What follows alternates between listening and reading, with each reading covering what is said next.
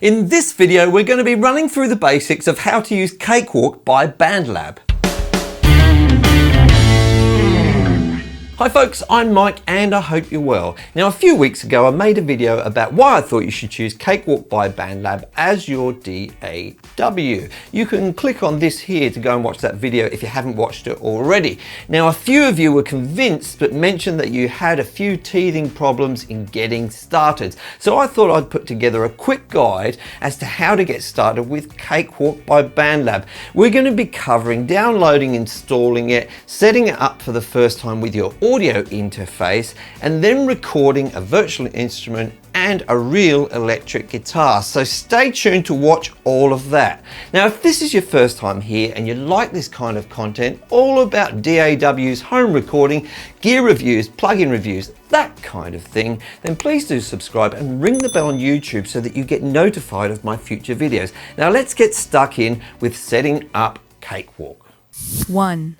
So the very first thing you'll be needing to do is download Cakewalk by Bandlab, and you can do that by following the link that I've put in the description below, and it will take you to a page something like this. You simply click on the big orange download button and it's going to scroll all the way down to the bottom of that page, and it's going to explain to you there that in order to download Cakewalk you first have to download a little app called Bandlab Assistant. Don't be confused by this or worried about it. You are going to have to sign up to Bandlab in the process, but it's not going to cost you anything and they're not going to nag you for money. There's no hidden extras, there's no tricks. Download the Bandlab Assistant and then open it. Now you will be faced with something along these lines, and this is the sign in screen. This is where you will actually sign up for Bandlab. So I will now sign in. Now once you have signed in, you'll see a screen something like this one, and you want to be going over to the apps tab over here. So click on apps. Now for you, you're going to see Cakewalk here, but it'll probably say install here. So you'll be wanting to install it from here. It doesn't take too long. Do make sure in the process that you install all the add-ons and virtual instruments, that kind of thing. And I think you have to do that by clicking on the little arrow that is over this side. So just make sure you install everything there is to install. Once you've done that, in the latest version at least, it puts a shortcut to Cakewalk on the desktop here. Now you could open the Bandlab Assistant each time and go over here to apps and open up Cakewalk from here. Seems a bit long-winded to me. So in future, I would just click on this shortcut that they've put up here. So you click on that and that starts up Cakewalk for you. 2. Now, because I've already created some projects using Cakewalk, it opens up on this recent project screen for me. But for you, it may open up on the new project screen. Now, this is just a collection of templates to get you up and running quickly in particular situations. However, today we're just going to click on the empty project and we're going to start off with a completely clean slate. Now we're going to start adding some instruments and some audio. However, before we do that, we need to make sure that Cakewalk is set up to communicate with our audio interface. So you're going to start off by going up to edit up here and clicking on preferences. Now, once you're in there, I actually want you to start off down here at the playback and recording section. So click on that, it will turn orange. And then I want you to go over to driver mode here and make sure you select ASIO. Now, if you use any other driver modes, you're probably not going to get very good results at all. If your sound interface or your audio interface doesn't happen to support ASIO, then I recommend a little utility called ASIO for all, and I will put a link to that in the description. Once you've installed that, then come back here and select ASIO. From there, click on apply and it will go blank for just a moment. When it pops back up, I recommend going down to devices. Now this is where you're going to select your input and output devices to be used with Cakewalk. Now for you, this is going to look a little bit different to mine. I happen to have two audio interfaces connected and one of them has lots of inputs and outputs. For you, there may only be one or two choices here. So you want to select your main audio input device. That's where you're going to plug a microphone or an instrument into. For me, I'm going to select this one here, which is the Studio 192 mic instrument 1. For you, it's going to be something different. Once you've done that, go down to the output section. This is typically going to be the audio interface which is connected to your speakers. So for me, again, it's the Studio 192. I select that and again, click on apply. It will go blank for just a moment. Now, the next thing I want you to do in terms of the audio is go to driver settings, and we're mainly concerned here with the sample rate.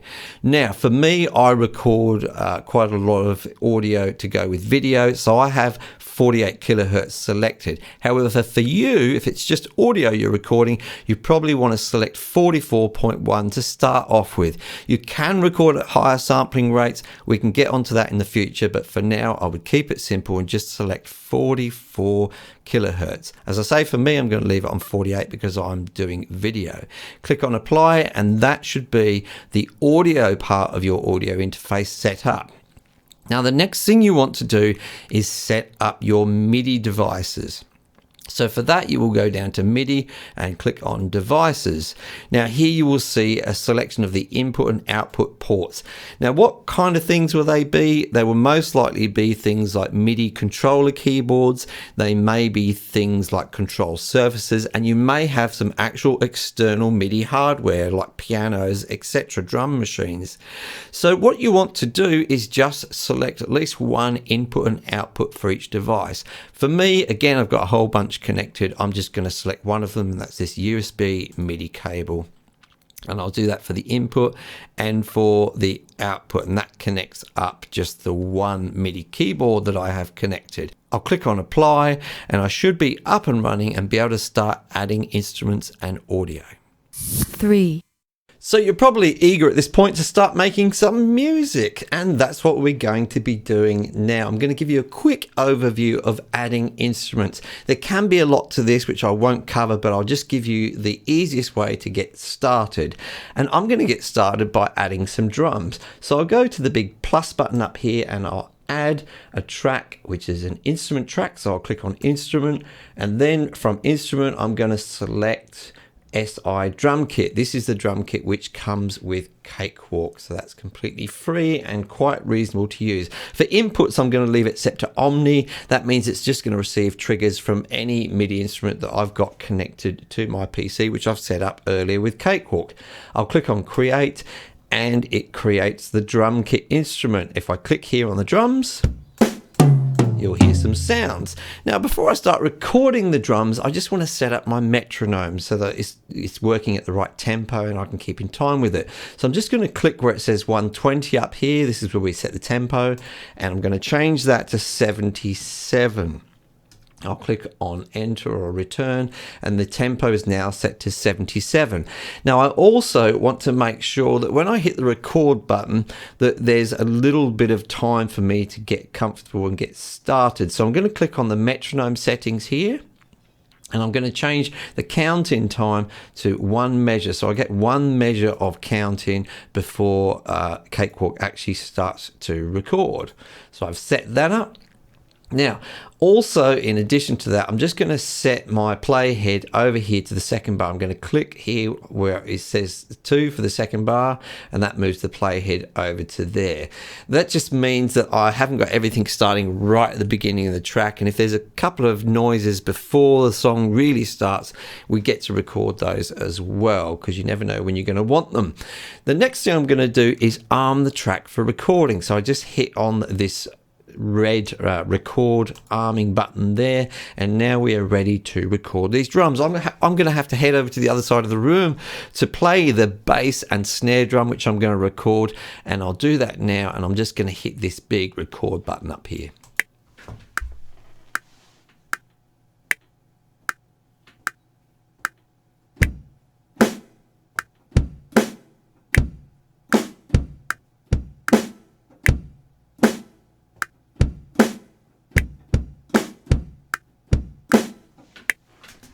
Okay, so that's my bass and snare.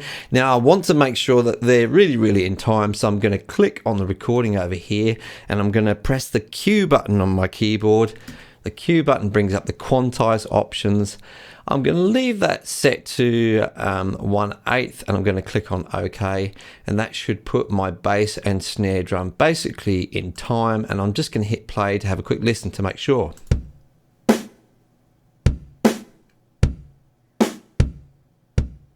Okay, that sounds a-okay. The next thing I want to do is put a hi-hat on there. So in order to do that, I want to record along with what I've already recorded, which is the bass drum and the snare drum.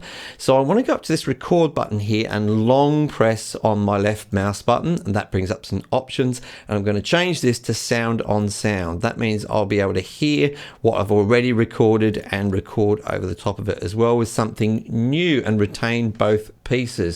So I've got that set up. I'm just going to scroll back a little bit to that second bar. So I've got a little bit of time to get settled, and I'm going to hit record again and play that hi-hat.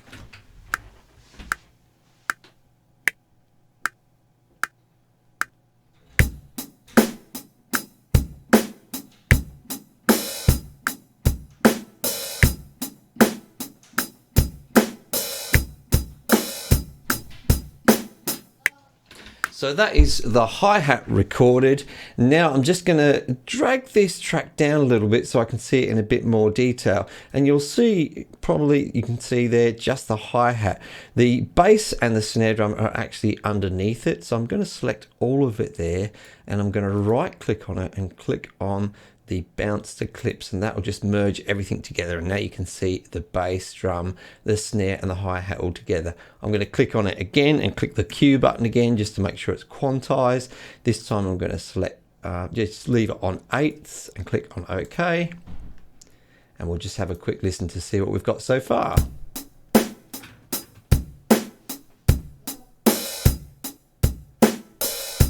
Okay, so that sounds okay, and we're going to move on to adding a bass guitar. So again, to add the bass guitar, we click on the Add Track button up here. We go over to Instrument, make sure that's selected. Now, I'm actually going to select Ample Sound P-Lite 2. This doesn't come with Cakewalk, but it's a really good bass guitar, which is a free plugin which you can get from Ample Sound.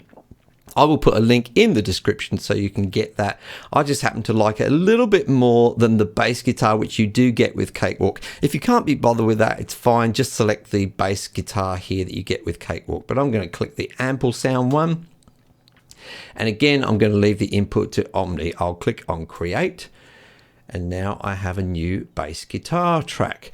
Now you'll see here that it's sort of, again, a really small track. There's a really nice option that you've got here. If you click on View, like so, and click on auto track zoom, just select that. Now I'm going to drag that track out so it's bigger. This is the bass guitar, and now if I click on the drum track, you can see that becomes bigger. If I click on the bass guitar, that becomes bigger. That's just a nice little feature that I find quite handy. Now I'll have to arm the bass guitar track again, so I'll click on record there, and I'll disarm the drum track because that's already done. Now I'm ready to record the bass guitar. So again, I'm going to set it back all the way back to the second bar. So I'll click on 2 there and I'll hit record.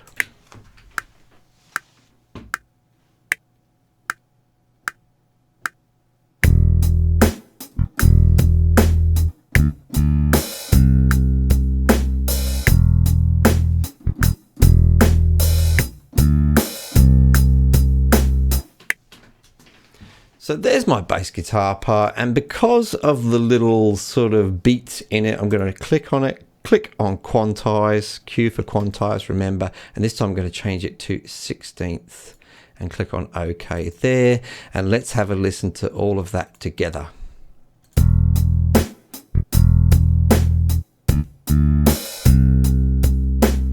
So that's the very basics of adding instruments. I'm now going to be adding another kind of instrument, but it's a real instrument, an actual electric guitar, which I'm going to plug into my audio device. 4.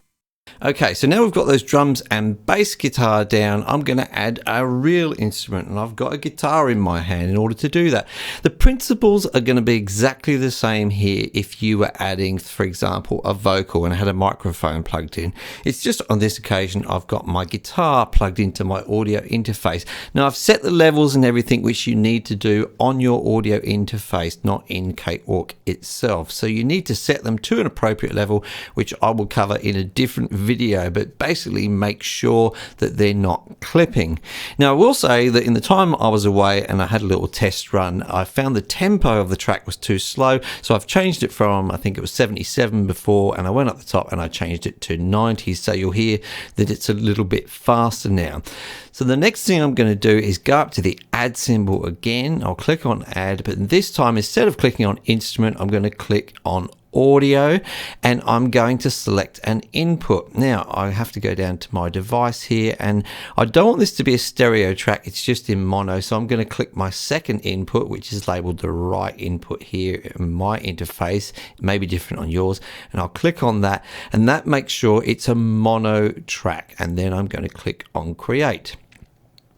And this is now going to be my electric guitar. In fact, I'll go in and I'll label the track electric guitar. Now all I have to do is arm it for recording and I'll be ready to go, but because it's an electric guitar, I'm going to add an effect on it so that when I'm playing I can kind of hear what the end result's going to be. And I'm going to add an effect or an amp simulation which comes with Cakewalk. So I'll click on the plus for the effects here and go over to insert audio effects and go up to TH3. Now if I want to make sure that I hear this effect, I'll need to make sure that this monitoring or input echo is switched on. And I'm actually going to select a preset down here. I think it's going to be something like a clean, or we'll go to Cakewalk, the clean. It's not really doing too much, but it just adds a little bit of richness to the direct input signal. So I'll close that off and I think I'm ready to go. Again, I've got it set up on my second bar, so I've got a little bit of time before the actual beat comes in, and I'm going to hit the record button.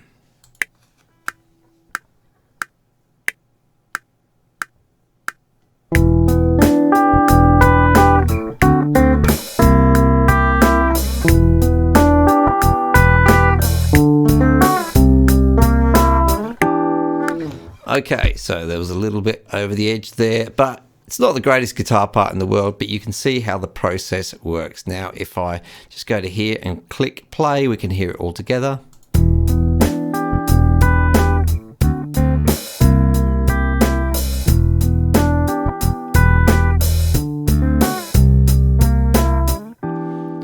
And it's as easy as that for adding audio tracks to Cakewalk.